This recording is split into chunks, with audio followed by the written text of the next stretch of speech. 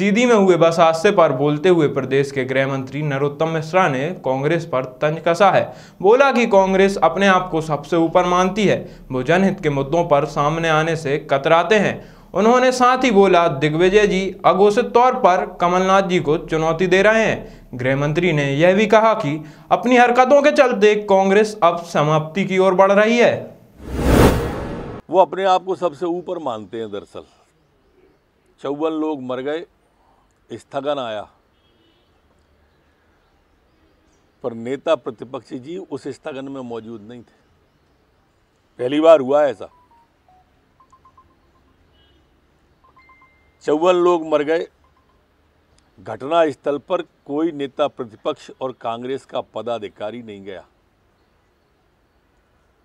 इससे आप कांग्रेस की सोच को सोचो कि वो जनहित से जुड़े मुद्दों पर सामने जाने से ही कतराते हैं। गॉडसे जैसे विषय सामने लाके विषयांतर कोशिश करना चाहते हैं। अब बजट जैसी चर्चा पे भी अगर वो नहीं रहेंगे तो मेरे ख्याल से ये गलत परंपरा होगी। मेरी प्रार्थना है कि पूरी बजट की चर्चा में भाग लें। ये बजट प्रदेश की जनता के हितों से जुड़ा हुआ। वो अघोषित रूप से कमलनाथ जी को चुनौती दे रहे हैं। कमलनाथ जी नहीं समझे या जान के अनजान बने, ये उनको है। पहले गॉडसे के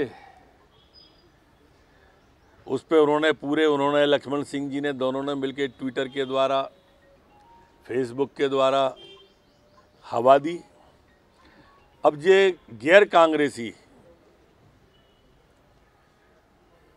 मैं पहले भी कहता था कि ये कांग्रेस अब समाप्ति की ओर है। अगले चुनाव में कांग्रेस नहीं होगी, कोई सर्वदलीय होगा। दिग्विजय सिंह का उसी दिशा में बढ़ा हुआ ये कदम है। या तो वो कमलनाथ को हटाएंगे या इस रूप में सामने आएंगे। सर, दूसरा राहुल गांधी जी दंड बैठक लगा रहे हैं। बेटी चाय की पत्तियां तोड़ रही है, ये पुशअप लगा के बदन तोड़ रहे हैं। 3G वाले कांग्रेस तोड़ रहे हैं, 23G वाले कांग्रेस तोड़ रहे हैं।